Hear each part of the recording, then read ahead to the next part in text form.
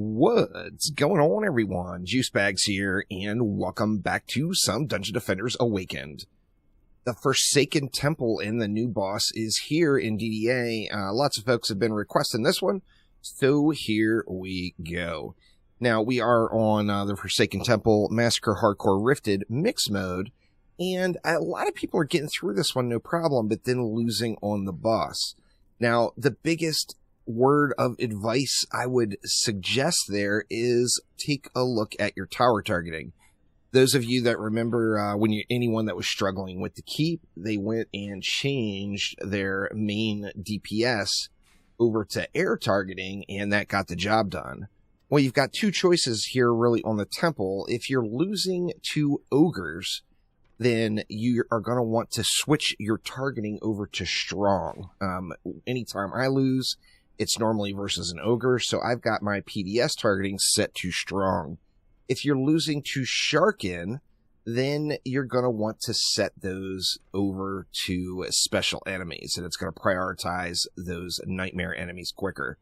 But let's go ahead and get started and build it out. First things first, you will have to be in Lycan King difficulty gear to use this build. So starting at 12k main stats, 6k off stats, the lower you are, the more you're going to have to work. The higher you are, the less you're going to have to work. Imagine that.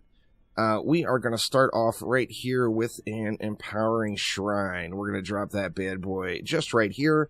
One important thing to note about the boss fight. The boss does have a melee slam attack, which its range is this stair. So if you look around the map, you're going to want to make sure to not build anything over on this stair section.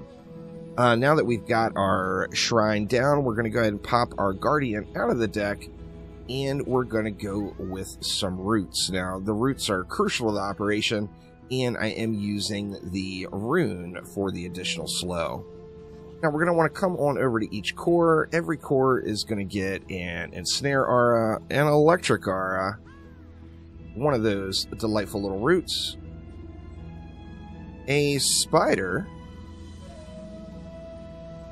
a gas trap, and then a buff beam. We're going to go ahead and throw some reflects in, just in case any Jinn buffed mages get uppity. We'll have a little something to deal with those guys, so a couple of reflects there. And we're going to rinse and repeat and do the same exact thing at every core. We will make some modifications to the center core with the reflect beams here. But let's get this other side down. Once again, we're going with an ensnare aura, an electric aura, a root, a spider, and a gas trap. So slapping all that down, everything is fused with the exception of the empowerment shrine. Additionally, everything does have runes. So we're using runes on everything here except the gas trap. Not using any runes on the gas trap at all. Actually, let's try it out with runes. What the heck? Let's see what we can do. And we'll use Noxious Fumes on the gas trap. Now, once you get that done, then you want to do your center lane here, and we're going to go a little different on this one, as we do want to get some plasma defense systems down to burn up the bulk of the bad. So we're going to do the usual stack here, all the stuff and things. And oops, forgot my gas trap. Let's get the gas out there. And we got our buff beam in. Now, I'm not going to throw the reflects there yet, because depending on the remainder of your DU is going to be how many reflect beams we have on that main center core. Then we're going to come right over to here. Now, over this side, the boss is never going to go to. He's only going to go to the three other sides. So you're safe to build whatever you want right here. And I'm going to go ahead and slap down. Let me get on the proper EV here, and then we'll slap down some fused plasma defense systems. We're going to go with 6 of them.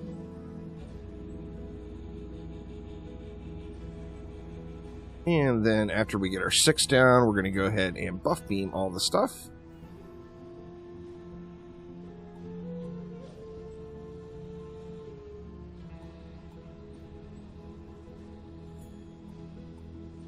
Once we get all the stuff buff beamed, we've got 12 left. What do we want to do with the 12? Well, we know we've got to throw some reflect beams over at that side. Additionally, we can give it something over here.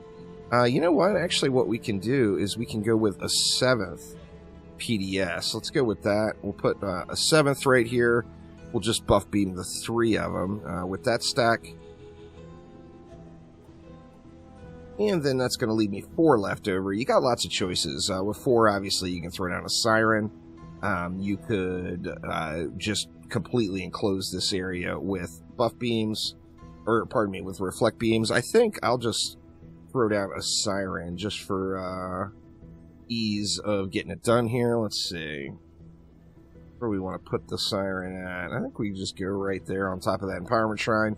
It's a little bit close to the edge there with the melee slam, but it's not too bad. We see in our tree and spider and everything are just barely protected. Now I failed to upgrade my PDS as I was over there, so we're going to head back over there. The PDS you're going to want to throw a little love into. So every plasma defense system is going to get 2 upgrades, and then we're just going to spam the rest into the buff beams. So let's go 2 ups on all the stuff and things over here. Now, it's important to note this is the last bit of upgrades that we're going to do over on this side of the map. So everything else, with all the mana that we get for the rest of the run prior to the boss fight, we are going to go ahead and throw into our main center area. So we're going to get that all jacked up. Now, as most of you all are discovering, the waves themselves run pretty smooth. And the challenge usually comes during the boss fight. So with that in mind, for the waves themselves, I'm just going to chillax it out here on my boosting summoner. So we're just going to let the waves run like this, and I'll just basically sit here with my striking gemstone and my speedy gemstone and just tower boost this area. And that should be just a smooth experience all the way up to the boss. Now, we'll let this one run. I will let the last wave run as well, but we're going to go ahead and skip on over now to wave number 25, and we'll get the last wave done, and we'll do the boss fight. Alright, and here we go into the final wave in the boss fight. Now, another important thing to note, a couple different things. First off, you're not going to do this build and one-shot it. Just like the Lichen King when it first came out, it is going to take a little trial and error and a little practice. So by all means, don't get frustrated if you don't win right away. DDA is not really that kind of game, and to get any of these boss fight wins your first time, it is going to take multiple attempts. So adjust and learn as you go. Now, another important thing to note is, as I mentioned, I'm dumping everything into this lane. However, depending on the range on your roots, now this is a dedicated root builder for me, so it has fairly decent range. However, remember, roots are going to get real nice upgrades out, or real nice range gains out of upgrades. So you see with a few upgrades on them, I've got my root slow right at the same range as the auras. So everything should really hit the brakes as it comes to that final point. Another important thing to note is with the Empowering Shrine. A lot of people are trying it out and saying it's not working. It is actually working. It's just a little wonky. Sometimes you're going to have to leave the range of the Empowering Shrine and then go back into it to get the buff. So when you're actively playing on a map this large, you're just going to be outside the range without any issue. So that Empowering Shrine is going to work for you. Let's do the exact same thing over here and throw just a couple of upgrades onto our root. And then we'll dump this other, 4,800 bits of juice just right here. Now, also with the Siren, obviously I've got an 8 out of 8 rune. If your rune is lower quality and your bubble's not as big, just don't put the Siren there. Put the Siren over here and it will be no issue. So, let's see, I'll just dump the rest of it on the Siren and away we go. Now, the rotation on the boss, of course, is you're going to burn it. Then it's going to submerge. When it submerges, you're going to have to kill the Temple Guardians that roll out. The Temple Guardians, if they make it all the way to the pool, they are going to channel and heal the boss. It's not a huge amount, but it is healing to the boss, so you want to avoid that. And I think the main thing with the Temple Guardians is just pick your loot and do the same thing every time. What I personally do is I start off on this lane right here, and then I go clockwise around the map, meaning the final Guardian I have to kill is going to be coming down the stairs here as I make it all the way around the map. So that is the route I personally like to take. Take whatever route you want, obviously. Just do the same route over and over again. That way you kind of get a flow for what enemies are there. As you're going around the map, of course, you know, make sure you're spraying down anything that is around and getting uppity. So just burn them up and get those Temple Guardians burned down as quickly as you can. I actually don't even have, I'm not even using fused spiders, as this is my archer builder. So I did say everything was fused. My spiders are not fused, however. Obviously, there's no reason for you not to use fused spiders. So if you're using fused spiders, you're just going to get better results. You know, not mandatory, obviously. The spiders are still doing the slow and still getting the debuff out there, even when you are using a non-fused variety. But we're about just past the halfway mark here. Let's just keep burning them up. And then, like I said, make sure to check your tower targeting. If you're losing over and over again to Sharkin, then go special enemies. If you're losing over and over again to ogres, then go strong. And the ogre Zerg is pretty real on the boss fight on this one, so you're going to want to make sure if you see an ogre, shoot at it. You know, why not shoot at it? Now, this build also does work in a group. However, the difference would be the group is going to have to contribute. So if you're playing in a 4-player group, for example, as you're going through the waves, you would have one tower booster here. Additionally, you would have another summoner tower boosting over on your PDS stack. And in fact, that summoner can stay there the whole time. Now, in addition to that, it's kind of going to be best served if you have 2 players focusing on the boss. 1 player can stay over there and buff those PDS stacks. And then your final player, if you're playing in a group, should be on ogre duty, where the only thing they're doing is watching the map for ogres and running around and trying to burn as many ogres as they can. So if you follow those tricks, you're going to get the job done. Most of Dungeon Defenders Awaken, by playing in a group, you kind of trivialize the content because the DPS is so great. However, on this map, it does feel a little bit more challenging in a group, which, to be honest, in my opinion, that's a good thing. You're getting more loot and more XP for doing a group, so it should be a little bit harder. So we are just about there. We're going to have the countdown, of course. I'm just going to go ahead and dump the rest of my juice right over here. We'll pop it into... actually, we got the shrine upgraded now. Looks like we are all spent. So we're going to start off by fighting the boss right here. We do have a stuck spider up on the rooftops there. Those are despawning relatively quick, but they are still a thing quite frequently. Now, once again, remember the boss does have a melee attack, so don't go in melee range if you're squishy. Now, in addition to that, during the whole boss fight, and depending on what cycle you're on, the boss is going to shoot projectiles at you. I've seen a lot of people trying to dodge the projectiles, getting knocked off, and dying. And although Mike Tyson definitely approves of your bob and weave, Michael Jordan says just jump over them. So think Demon Lord, y'all. Just jump over the top of the bads. As they're rolling in any cycle, even when he has multiple projectiles, you're just going to be able to jump over top of all of those projectiles as they come in at you. So let's just go ahead and spray them down. Make sure, and here I am not jumping over the projectiles, make sure that you are using your ability as well. So like in this situation on my Huntress, I need to be shooting the bird. Okay, we got him to the first cycle. We're just going to run around. As I mentioned, I personally like to start right here. So we're going to burn this construct, or this Temple Guardian, as it's properly named. That one's down. And then we're just going to work our way around the map clockwise. Now, anything I see as I'm making that rotation, I'm going to shoot at it. So don't just ignore everything. Make sure you are slapping all the bads as you make your way around. We got another Guardian right here. That one's down. And we should be rolling up. We've got our last two. We got this guy right here. Let's go ahead and give him the slap.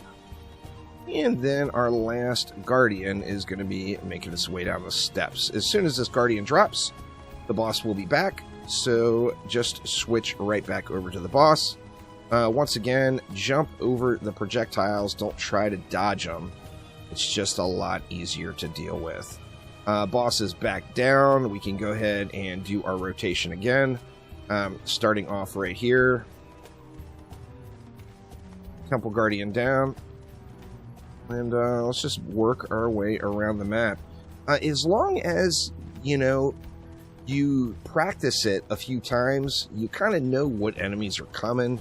You know where there's going to be ogre issues. You're going to know where there's going to be lichen or sharken issues building up. And you can just kind of work your way through. My boost is back. Let's keep the boost deliciousness going here. And then back again to the final Guardian. Now, as I mentioned, as long as you kill the Guardians before they get to the pool, they do run super slow. Additionally, your towers do hit them as well. So we got 3 projectiles now, still easily able to jump over them.